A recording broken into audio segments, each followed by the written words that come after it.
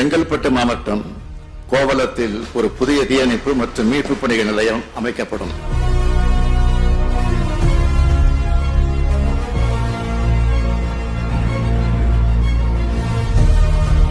செங்கல்பட்டு மாவட்டம் கோவளம் ஊராட்சியில் தீயணைப்பு மற்றும் மீட்பு பணிகள் நிலையம் திறந்து வைப்பதற்காக நம்முடைய சிறு குறு நடுத்தர தொழில் நிறுவனங்கள் துறை அமைச்சர் மரியாதைக்குரிய காமா அன்பரசன் அவர்கள்